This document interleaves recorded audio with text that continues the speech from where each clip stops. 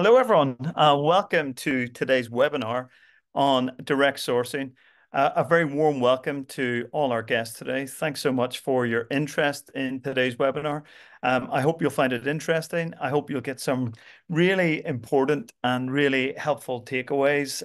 We're going to be talking about unlocking success, direct sourcing best practices, lessons learned, and we're also going to be looking at the opportunity to redefine direct sourcing. So I'm really pleased to welcome Saleem Khaja and Mark Jones to today's webinar. They've been very kind with their time and their expertise, but as you'll find from both Mark and Saleem, they're true industry experts and sectoral experts in this space of long standing. So with that, if we could just move on the slides there, please, Pete. Yes, hi, everyone. If you don't know me, my name is Connor Heaney. I'm the Managing Director at CXC Global EMEA. I've been with our business now for the last 9 years. Very interested in technology, very interested in change, and very interested in the future of work. And I've had a podcast on the go for some time called the Open Talent Report that both Mark and Saleem have been guests on. And if you get the chance, worth a listen because they're really fascinating guys, as you're about to find out if you don't know them on today's webinar. So with that, I'll hand over to Saleem for a brief introduction. Saleem, would you mind just giving a brief intro on yourself for our audience? Thank you. Hello, everyone. I'm Saleem Khaja. I'm the CEO and co-founder of WorkLLama. We are a technology platform that plays a major role in direct sourcing. And Connor, thanks for the opportunity. Looking forward to a great conversation with you and Mark. Good, Saleem. And Saleem, you've been a repeat guest and friend of our webinar shows. I think maybe this is your 10th one with us. So thanks ever so much. Mark, a very warm welcome to you as well. Of course, we know each other about 10 years now or more. But Mark, over to you for an intro. Thank you.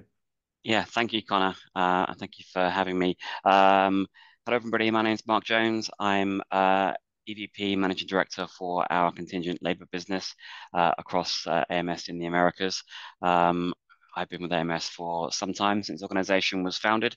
In fact, I was a recruiter on site at doing direct sourcing 27 years ago. So direct sourcing is very much in my blood, and looking forward to this conversation.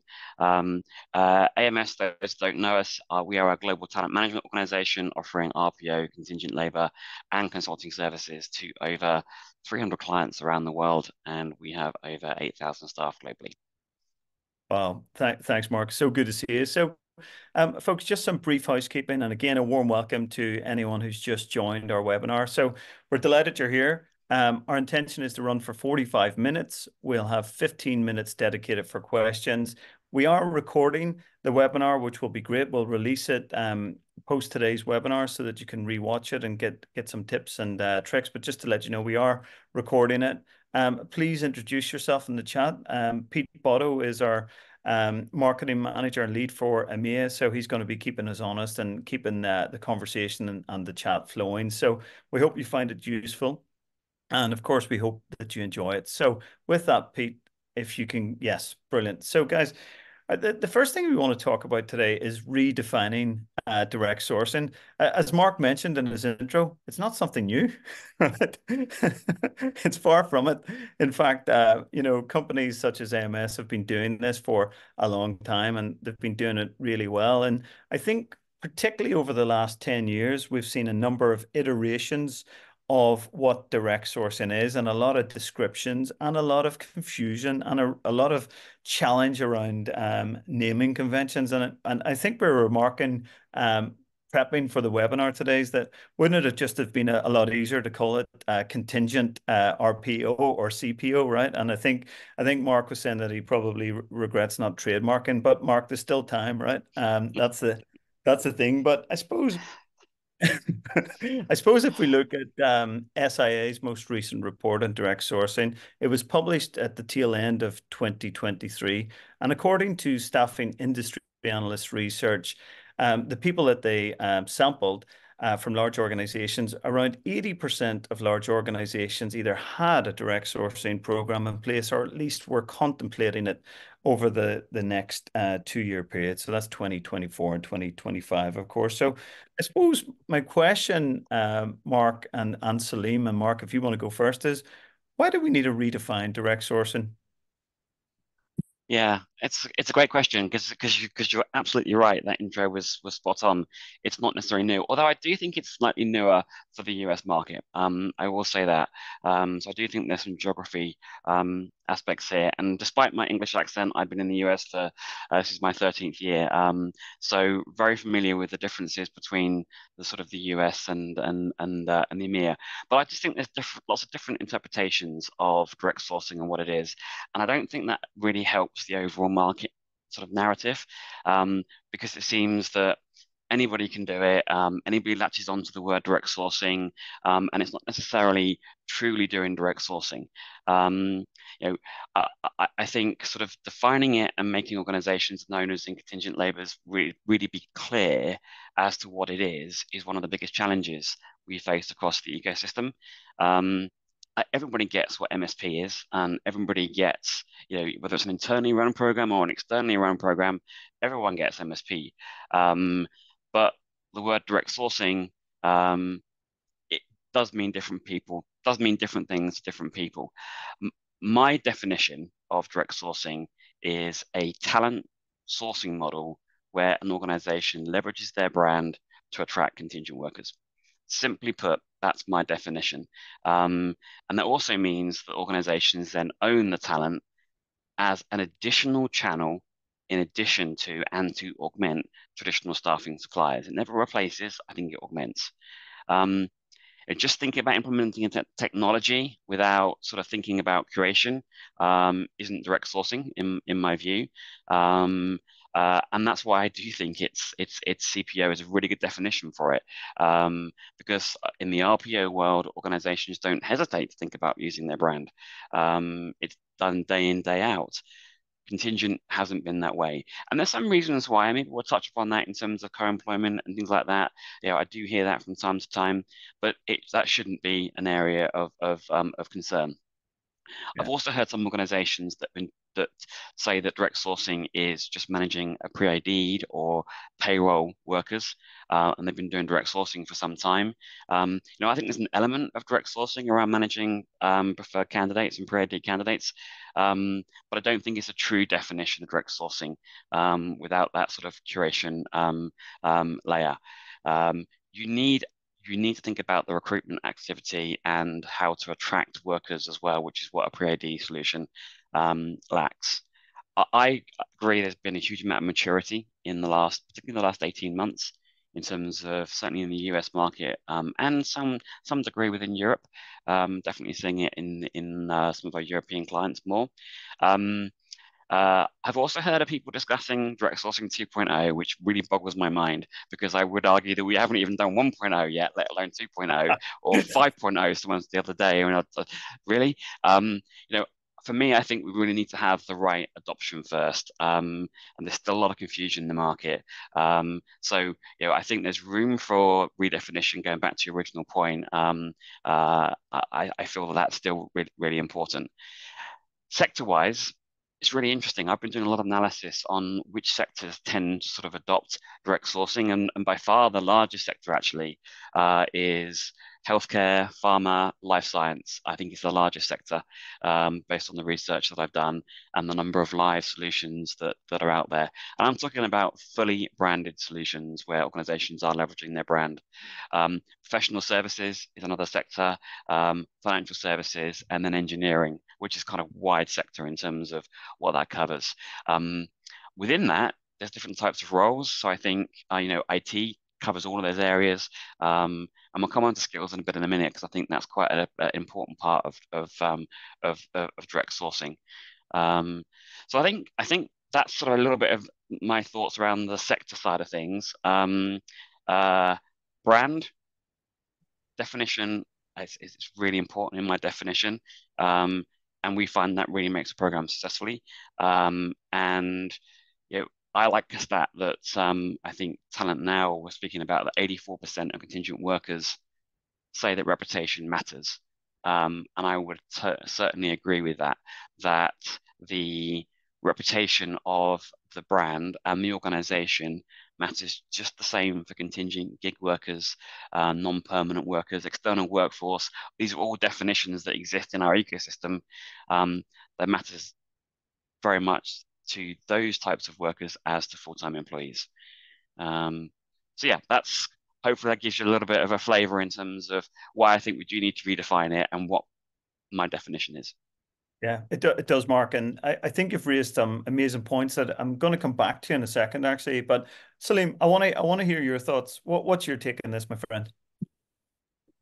Yeah, so agree with Mark on it is about sourcing contingent labor, leveraging the power of the brand, right? I think we have come to a point where we have proven success across different segments, right? Be it airlines or be it pharma or be it hospitality, right? So we've seen what works across different segments, and we feel like we have come to a point where we can put a stake in the ground and say, this is what it should be.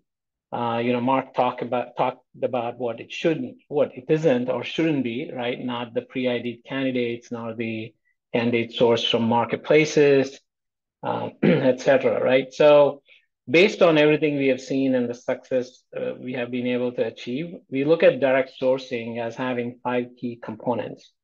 Right? You have talent marketing, which is leveraging the power of your brand, which is one of the topics that Mark talked about, right? So talent marketing is one of the key pillars. Curation is another key pillar. And as we go through the slides, we'll talk about why curation is not recruiting and what curation is, right? And then you have your traditional recruiting function.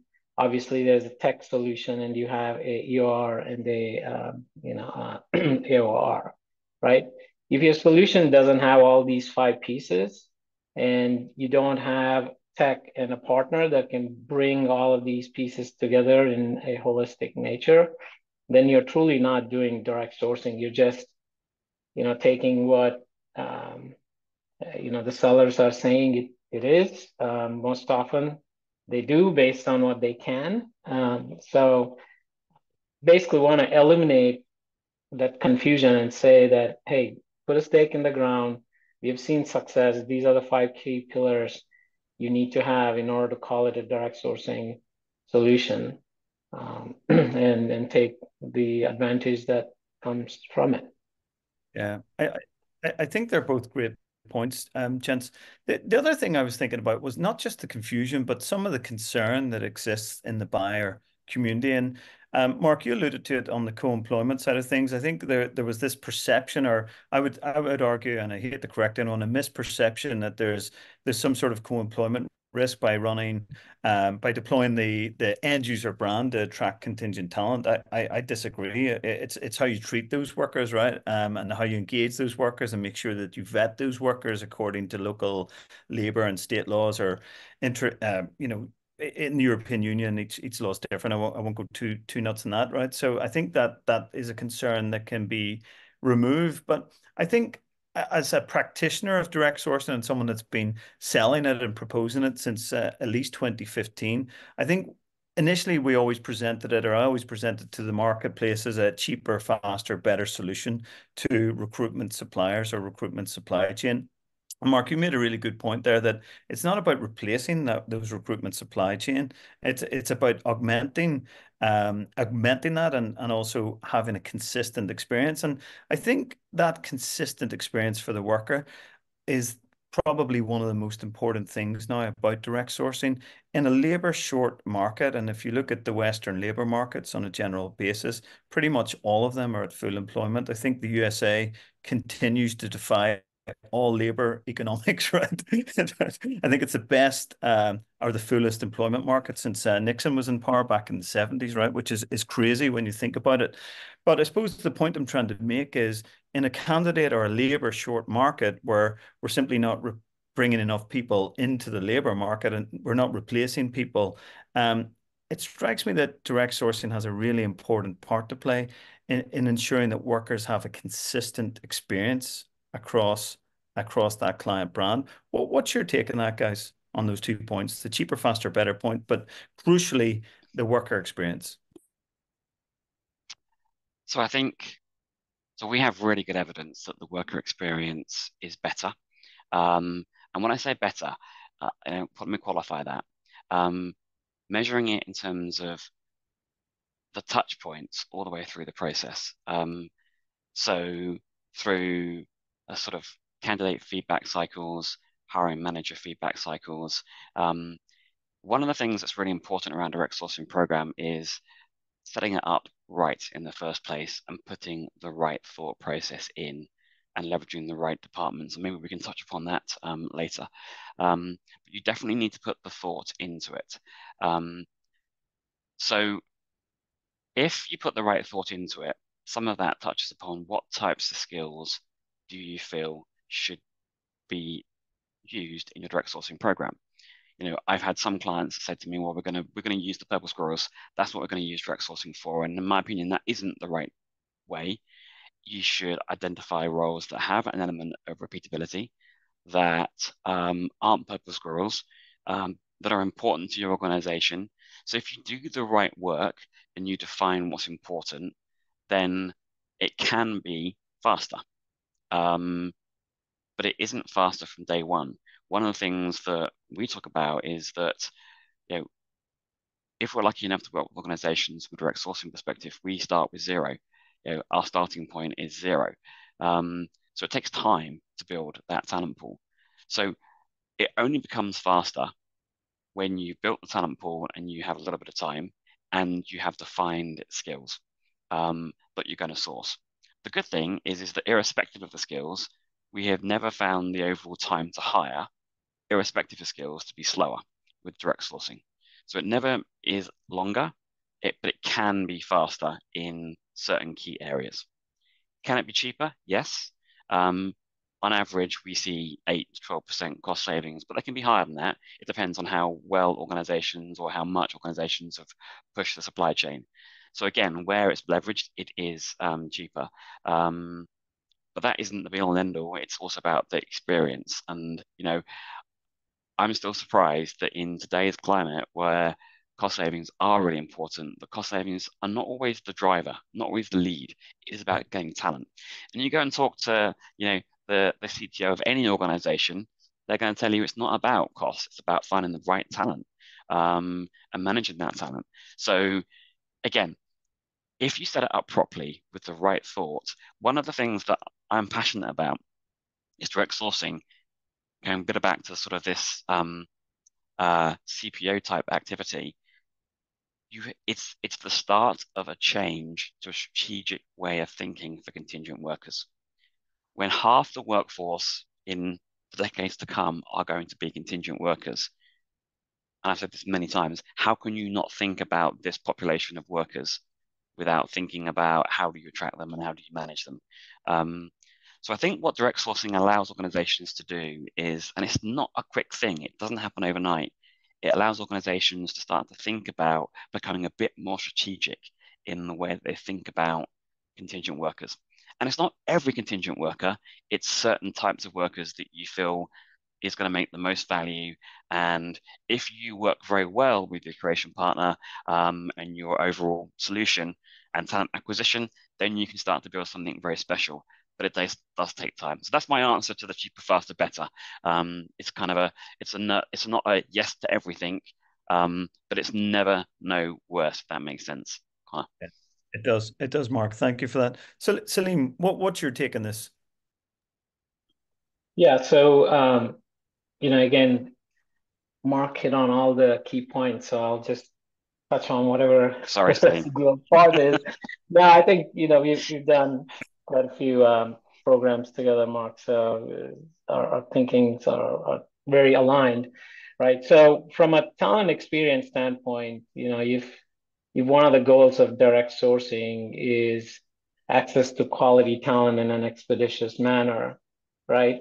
talent attraction and talent nurturing becomes very critical, right? How do you attract talent? You can't attract and retain and nurture talent if you're not providing a great brand experience, right?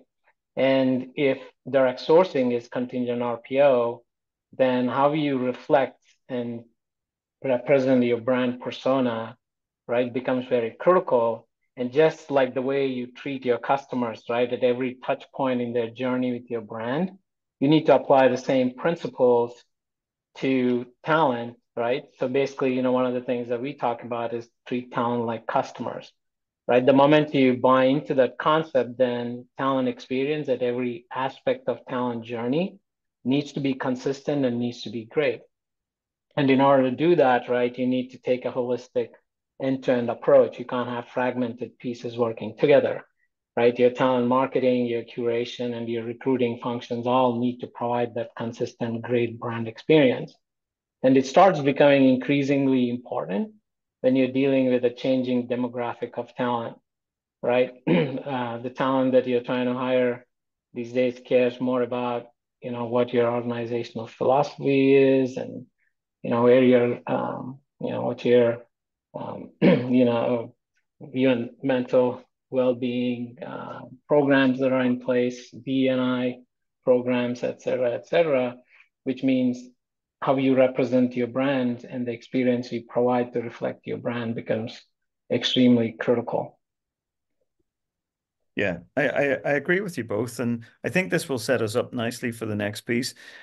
Mark, that strategic piece that you mentioned there, right? For me, that's of the utmost importance for any organization that's either embarked on a direct sourcing journey or is thinking about it, because my view on recruitment is and staffing and resourcing is that oftentimes it's reactive, right? We think that we're doing it just in time or first in time, but really most times organizations get the people that they need last in time. And I think if you're willing as an organization to take the time to make the right investments in technology and select the right sourcing or curation partner, and you're willing to start with that day zero approach, Mark, that you mentioned, and you're willing to invest that time, you will soon move from the reactive to the proactive, and you'll start getting the talent that you need when you need it, as opposed to later down the line. So I think that's an important piece of advice for our listeners, for either those that are embarking on the journey and are thinking, oh my God, I started this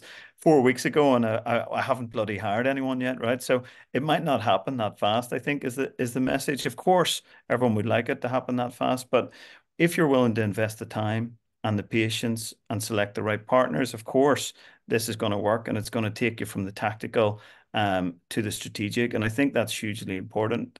If you look at any of the reports that have come from EY, PwC, Deloitte, and some of our competitor organizations out there, talent is really one of the things that matters at the boardroom table, and it's the first time in years. So I think if we can help organizations be more strategic in terms of how they secure or find that talent and give them a really good experience, then we're going to be in a great place. So, guys, that leads us on nicely to the best practices for operationalizing direct sourcing rather. Saleem, what's your view? What advice and tips around best practice can you share with our audience today? I'm still okay going after Mark because it makes my job easy to say, I agree with Mark. Then just now, yeah. So from a best practices standpoint, right? The first thing is, we need to be talking about this because of the confusion that's being created by some of the solution providers, right? So one of the common questions or, one of the common areas that you want to look at is how best does this fit into your existing ecosystem, right? The moment that conversation starts, you end up with a lot of confusion around, hey, is it, does it run parallel to the existing MSP? Does it fit under an MSP? Is it a tier 0? Is it tier 0 with exclusivity? Right? All these different questions start popping in, right? And sometimes, again, confusion gets created by partial solution providers out there. And the correct answer, right, or the best practice is it depends on your organization maturity and your willingness to take risk, right? So all of these solutions work. We have seen all of these work, right? One being you're running it parallel to the MSP, the other being, you start as tier 0 with non-exclusivity and then mature into exclusivity, right? So one could be a journey, right? You start, with the entry point with lowest friction, and then you grow into the other, you evolve into maybe bringing a lot of the different pieces in-house, right? So the best practice for that depends on where you are as an organization and your willingness to take risk and the amount of patience you have. Like Mark said, it doesn't happen overnight, right? It takes time. So that is from the standpoint of best practices as it relates to how do you put it into an existing ecosystem. The other best practices, there needs to be true organizational commitment to making this happen. And it's not purely from a procurement standpoint. It is a strategic initiative at an organizational level, right? Cost savings is great, but how great will it be to have organizational agility, right? To react to changes with quick access to quality talent, right? So therefore, there needs to be commitment at a leadership level. There needs to be collaboration across various organizations, right? If you look at the 5 key pillars, we talk about talent marketing, then you need collaboration with your marketing teams. Then you need collaboration with your HR talent acquisition team, right? Because they'll help you leverage existing talents, silver medalists, et cetera, to curate and grow your talent communities, right? And obviously, since there's a technology component, you'll need your IT teams involved and legal. Most often they tend to come to the table last, which we think they should come to the table first. So you get to you eliminate a lot of the friction points and address the whole co-employment and other compliance type issues, right? And the final best practice that I would like to touch upon is creating a curation roadmap. It's not a, hey, I'm just going to set up these talent pools and hope I build the talent within these different talent pools. It is about taking some of your historical data, comparing it with your forecasted demand and market conditions to come up with a roadmap that says, hey, here's the type of talent that I anticipate having a need for in these markets. And here's my curation strategy to leverage my brand to build these different talent pools and talent community. So those are kind of the three big blocks from best practices standpoint that I want to share. Thanks, Saleem. And Mark, I know you've got your own views on this, of course, and a huge amount of experience of operationalizing direct sourcing programs. But Mark, if you look at that demand planning or demand forecasting or strategic workforce planning piece, how important is that to getting direct sourcing right and to get it off the ground from an operational delivery perspective? Yeah, I think it's important, but I also think we need to recognize that organizations don't do it very well, and that's Yeah. just the reality of it. And even that's the same on RPO because there's an element of the business is reactive. So I think it's important, but it comes back to a little bit of what Saleem was just saying about risk. Everything can be managed if you plan for it in the right way and you have the right joined up approach. And that includes working with your talent acquisition teams to understand what your business is moving towards. Where I think things don't work well is you do it in silos, in isolation, without thinking about the wider business. One of those big buckets that Saleem just mentioned around curation roadmap, which I agree with, but that roadmap will vary based on the geography, the skill set, the locations, even within a state or a country. There are many different variables that make up the right solution.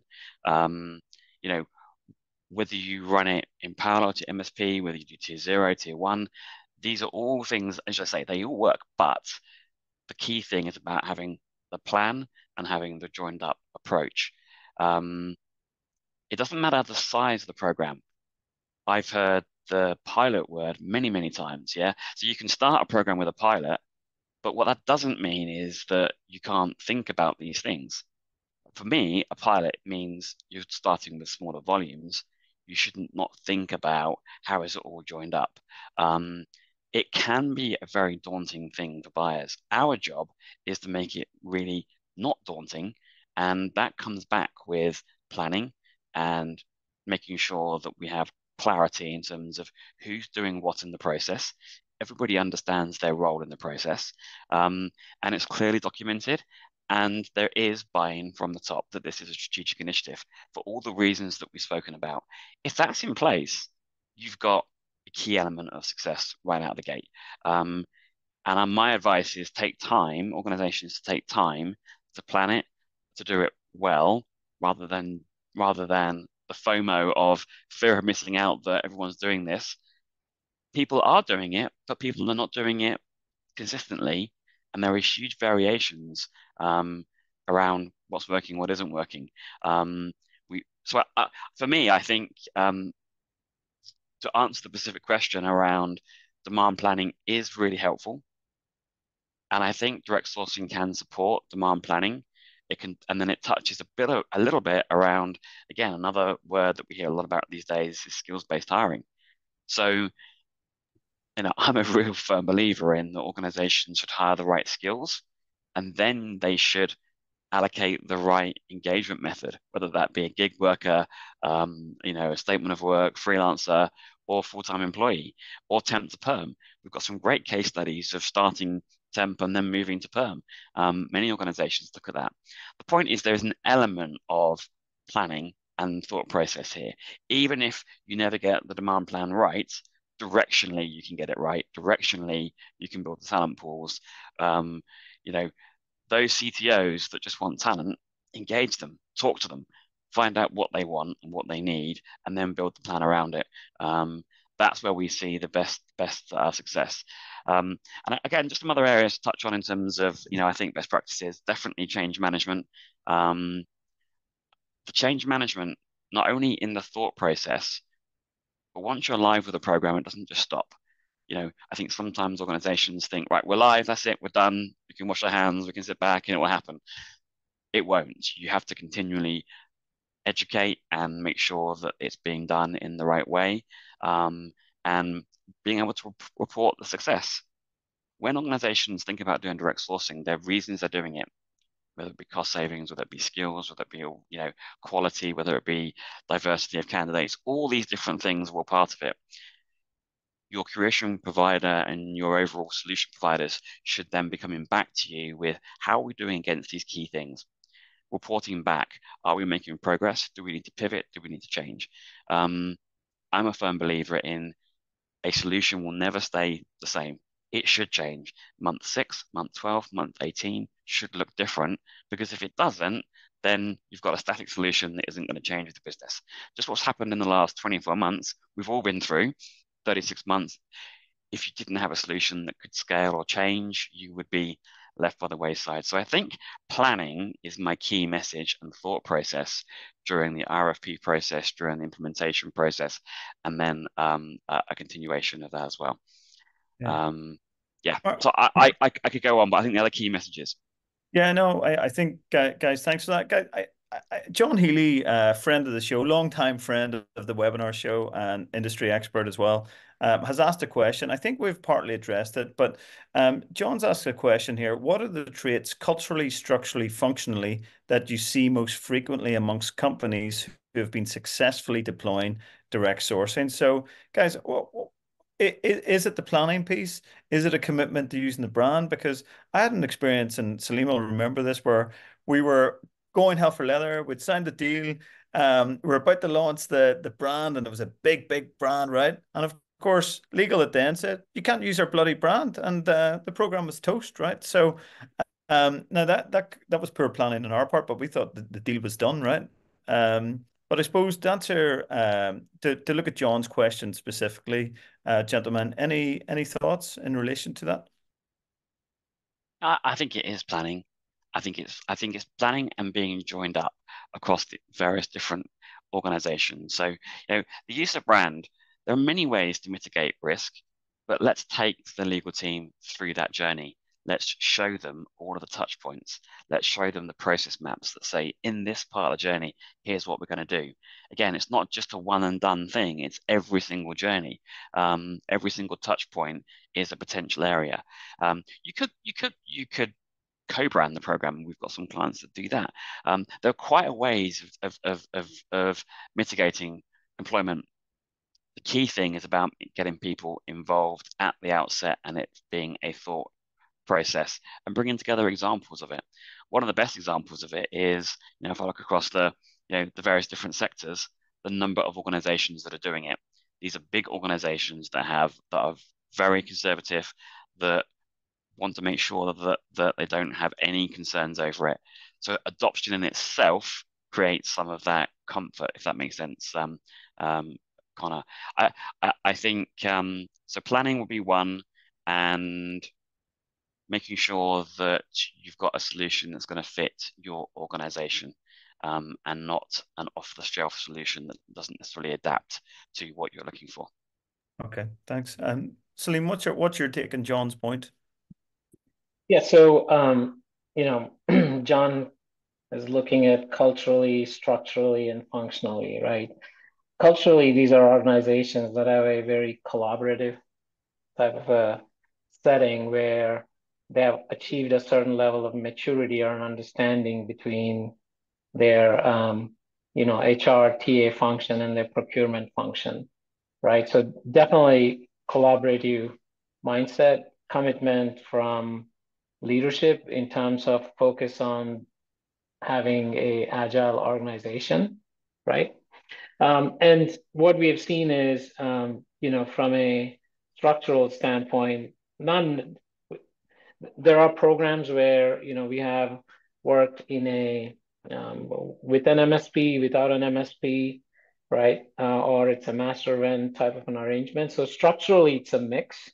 But I think the main area that I would like to talk about in answering John's question is around the collaborative mindset and willingness to leverage the brand and also trust the partners they have selected and hired, right? So, like AMS or when it comes to compliance and payroll, like CXC, or when it comes to tech, like WorkLLama, right? Trust your partners. We do know a thing or two. So it's, to me, mainly it's that collaborative mindset. Structure can be many different things, and we've seen success. Great, thanks, Saleem. Answered John's question, but Yeah, Yeah. I think you guys have comprehensive. John, thanks for the question. Also, guys, we've got two questions from both Tim Jackson and Tim Rhodes. So, but guys, rest assured, we'll come to those within the next 15 minutes. So, just in the interest of time, guys, we're going to look briefly at some of the successes of direct sourcing programs. So, Mark, what's your experience of this? Do you want to tell our audience around some of the success stories? Yeah, I mean, I think first and foremost is there are now some really good success stories. So that is in itself a success story, because that wasn't always the case. One of the things that for me validates this direct sourcing, particularly in the US market, is we now have multiple programs live, and many organizations do not just our own programs, where they're attracting tens of thousands of workers leveraging their brand who want to work for those organizations. And that for me is a testament of success, that there are candidates that are workers that want to work for those organizations and the brand means some things. I think that is a testament of success. It's definitely there. And I think in the early stages, there was conversations around, does the brand really make a difference? And, and I think it does. Absolutely. We've seen that. Um, uh, I think, it's great to have a big talent pool, but you've also got to manage that. And that catches a little bit on the importance of tech, the importance of creation, and the importance of having that collaboration, because otherwise you've got a dead database that is adding no value. So I think that's really important. We have seen success in cost savings. And again, I think this is one of the benefits that some organizations really, really want to see. And it's absolutely a driver. And I think being able to demonstrate, tens of millions of dollars of cost savings for an organization with the other benefits that we have in mind here is hugely important. What I think is a good lesson learned as well is making sure that you've got the right setup and the right reporting infrastructure. And the reporting infrastructure is a really important part of implementation to make sure that the systems are talking to each other and that you're presenting the savings back in a way that the organization accepts and recognizes. That I think these are genuine cost savings, which is great. We've touched upon it as well in terms of we've seen some really great success of working together with marketing, with TA, with legal, and again, that's definitely the collaboration is really important. And having that collaboration across the ecosystem is really important. The candidate experience, touched upon earlier, and the hiring manager feedback. We get really good hiring manager feedback as well. So they're just a few of the areas of the successes that we're now starting to see. Thanks, Mark. Saleem, what's your take, my friend? Yeah, so we've seen success across various sectors. So I wouldn't say this is sector specific. We have seen success in hospitality, airline, pharma, and oil and gas, right? So we've seen success across various sectors, and few of the areas where we have seen success is, for example, we've seen, triple the volume of talent hired without adding any incremental headcount, right? So that, in my view, is a huge success, right? We have seen that the quality of talent that's sourced through properly curated talent pools is 9 times more likely to be placed on assignment compared to talent that comes from other avenues, right? So we have seen data points that attest to, you can call those hypotheses, right? Quality, timely access to quality talent, which is that whole 9 times likely to be placed, cost reductions from tripling the volume of talent hired without adding incremental head costs, right? So these are all some of the success numbers we've seen. And Mark did talk earlier about the hard cost benefits, right? It could range anywhere from 12% or higher, depending on the ecosystem and the type of skills that you're trying to hire. So we've seen all of these success data points across these various sectors where we have implemented programs, especially with really large Fortune 100 type of companies. I think one of the things that's really, really, I think, happening now is you're getting quantitative data points. Saleem, to your point, whereas I think a couple of years ago it was qualitative, it was hypotheses. But now we're seeing that come through, which I think is a testament to the entire industry. And the more we can get on these data points, then the better it'll be for everybody, I think. Yeah, I agree. Those data points, guys, are compelling to say the least. Thank you for that, guys. I think we've covered lessons learned throughout the course of the webinar. But is there one or two takeaways that you would be able to provide our audience, Saleem, in terms of lessons learned from operationalizing, designing, and deploying and supporting a direct sourcing program? And of course, Mark, same question to you. Yeah. So, we talked about best practices based on the painful lessons we have learned. So, be it collaboration involving the right stakeholders at the right time, which is actually upfront, not, the tail end. right? And definitely we've seen huge success where the brand is leveraged, and the partners that the organizations have brought in are trusted to deliver the type of solution that needs to be delivered, right? And also, it's not a like Mark was talking about, right? Deploy it and forget it. The example I use is you can't buy a treadmill, put it in your basement, and expect to lose weight. You need to get on it and use it, right? And use it properly, right? So you put together a solution. You need to make sure you're harnessing every ounce of value it provides. And what that means is, continuous monitoring and fine tuning, refining, and evolving, right? So that's kind of to quickly summarize what I have I to say on this. I did buy a treadmill and thought that would make me lose weight, Saleem. Clearly I failed there. I, I I would say take time, take your time, don't rush it. It's an important decision for your organization. Make sure that you have the thought it through all the way through. You've got the collaboration. I think that's we sort of one of my big lessons learned, and ensure that there's stakeholder involvement, and there's good planning. If you have that in place, you will be successful in the program, and you can adapt to that over time. But don't underestimate the change management. It needs to be there. Yeah, I agree. I think that is the crucial takeaway, that change management piece, Mark. And folks, for those that are listening on the show, we'll link building a business case for direct sourcing as well. That covers a lot of those points around stakeholder management, stakeholder matrix, planning, change management. So that will be of use to you, we hope. So looking towards the future, Saleem in particular, I'm keen as the technologist on the call. How does AI fit into direct sourcing? It's it's very easy.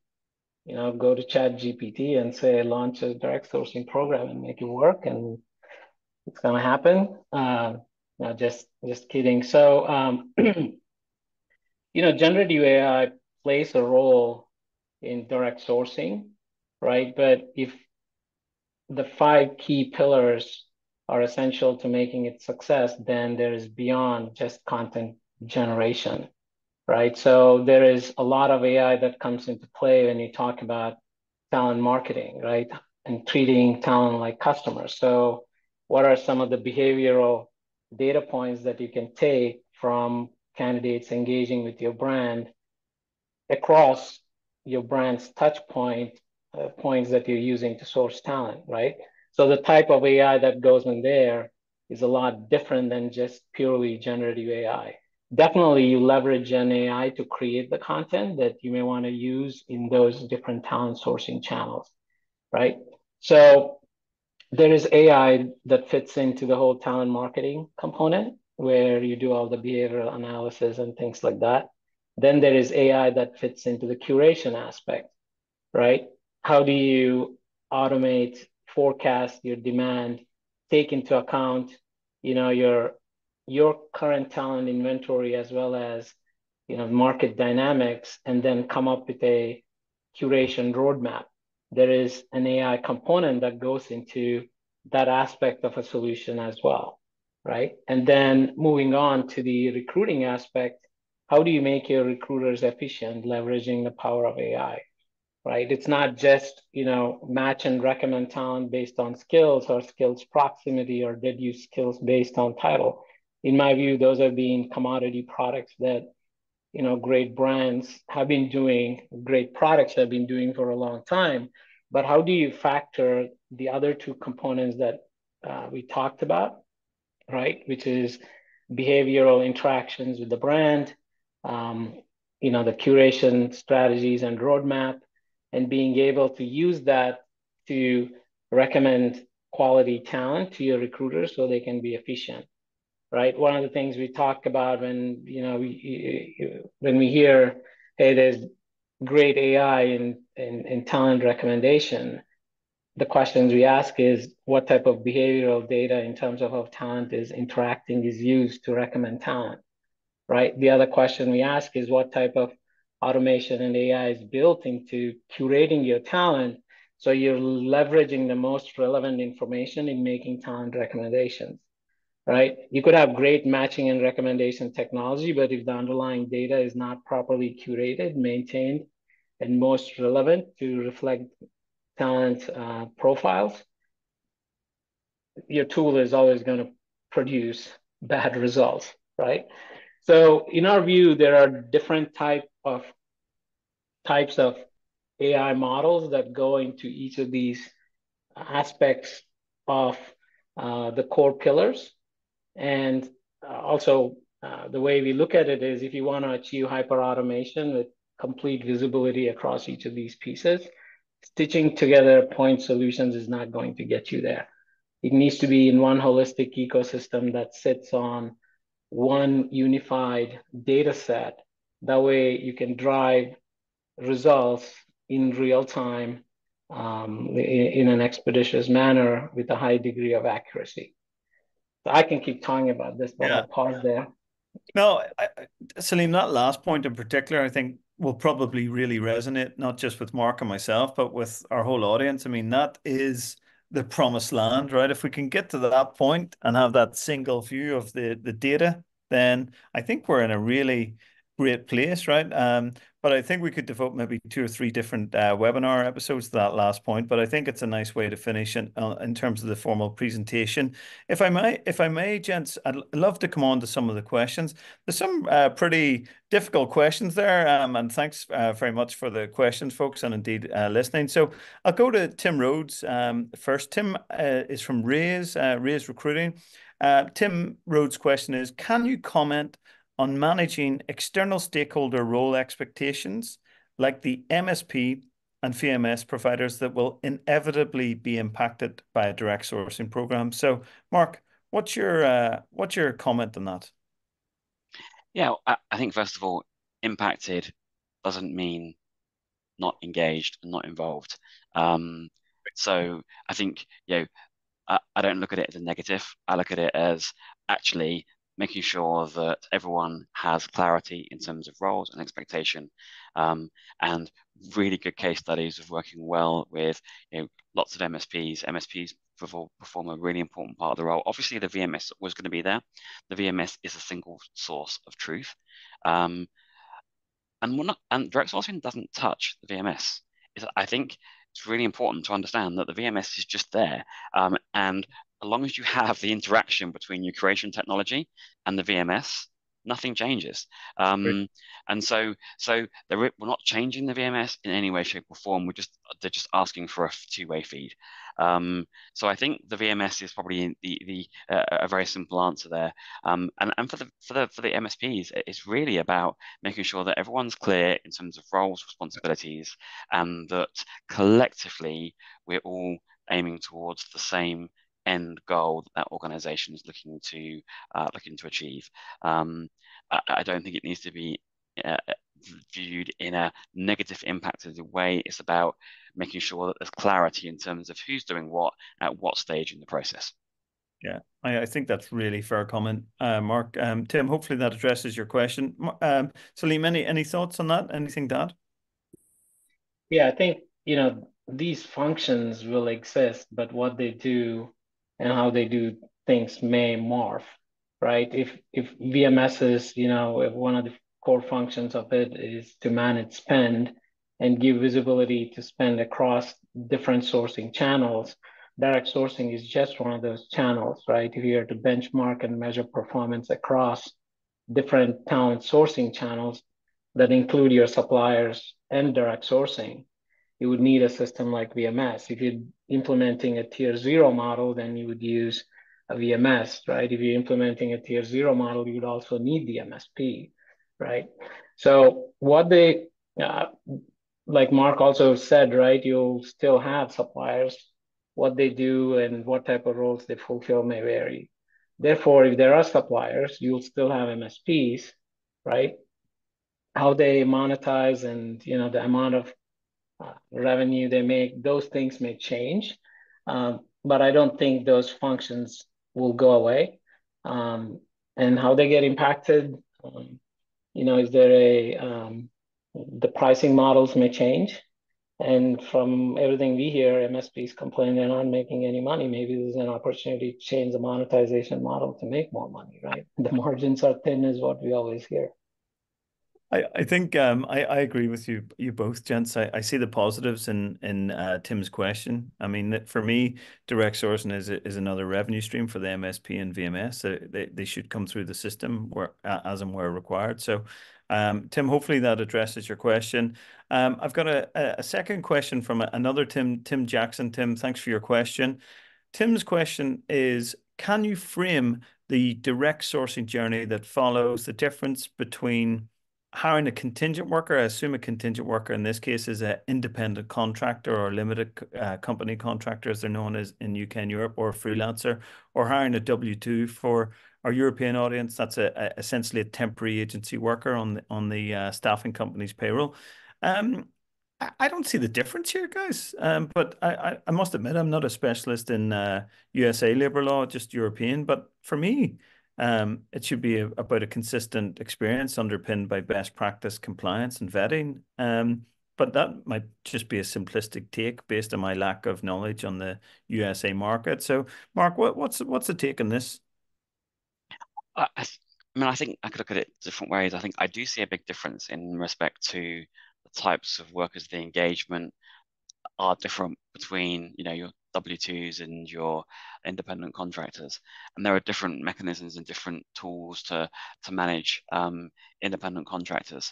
So I think kind of goes back to my point right at the beginning, and we've come back to it's about designing the program. Do you want your independent contractor to be part of the program or not? We have some organizations where that isn't part of the program, and it's very clearly a different process. Some organizations, do you want to be part of it? And it's about building it into the overall workflow. I think the concept of having independent contractors in your curation tool and process absolutely is there. I definitely see that. I think it's less mature than other areas. Yes. Yeah. Thanks, Mark. Saleem, any difference of opinion there with Mark, or do you agree? Yeah, no, I agree. I'm just trying to break this question down differently to understand, right? The sourcing journey for a W-2 who is, in our view, a permanent hire by an organization is an established journey, right? The organization that hires the talent becomes the employer of record, so to speak, right? So that journey is very well defined and exists. The Yes. journey that is different in direct sourcing is it's a contingent worker that is, set up as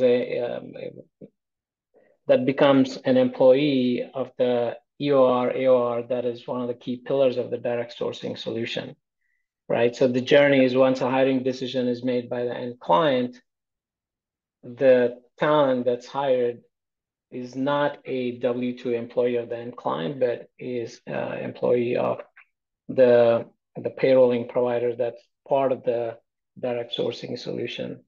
I'm assuming that's what Tim was trying to get a clarification on. Yeah, I think so. We can direct Tim to you both guys via email if that's okay. Last question, which might be somewhat contentious, but I think we discussed this prior to the show, gents. It's from Chris Bunning, who is also a friend of the show. And thanks, Chris, for your question and for watching over the last number of years. But Tim's basic question is, how can providers, both tech and service, make direct sourcing program profitable for themselves? And essentially saying there's generally a gradual, slow ramp up over time. So from my perspective, guys, it comes back to that strategic approach and that time and patience for both the client. As a service provider, you really suck it in seeing and ensuring that you've put in the critical pillars for success. You planned it correctly. You've done all the things we've talked about, and the intention is for the revenues to ramp up over time to make it profitable. But again, that might just be my simplistic, optimistic view. So, what's your take, Mark and Saleem? So I think it's a long-term thing. I think we said right at the top of the session that it's a long-term initiative, and therefore it is a huge amount of investment. And that's what I think end organizations also need to realize, that tech and service providers spend millions and millions of dollars, and therefore there needs to be some long-term commitment and constant change management. The results, though, as we've spoken about, are really impressive. So again, it's that balance, and it's not about looking at this in a very short term. It's about making sure that you have an organization that wants to see the results and is prepared to invest in the long term, which, again, dare I say it, is very similar to RPO. It's a long term commitment and investment. Yes, love it, Mark. What a lovely way to close from yourself. Saleem, what's your read? Yeah, I think, now that we have concrete data points, um, there are innovative monetization models that we are trying out and we are aware of. And only time will tell if those stick. So far, we have seen traction in some of those creative monetization models, and I'm not sure I want to share them right now. That's our secret sauce, isn't it? But yeah, it is painful. It's been a painful journey. But like Mark said, it's a long-term play. But we are exploring different models, and we think they'll stick. Wonderful, Saleem and Mark. And with that, guys, we're just on the top of the hour. So thank you very much, everyone, for tuning in to our webinar. We really appreciate you listening. We really appreciate your support. And if you have any questions, please direct them to our marketing team, and we'll route them to Mark and Saleem, or whoever you want to engage with. Mark, thank you very much indeed for your time. It's so lovely to see you, and thanks for all your support over the years. Saleem, it's so lovely to see you. Always enjoy this, your 11th webinar, I think, from memory. Thanks for your constant support on webinars and the show over the years as well. And gents, wish you every success in terms of the direct sourcing market. And thanks so much for taking the time to share and showcase your expertise. All the best. Thank you. Thank you. Take care. Bye. Take care. Thank you, everyone.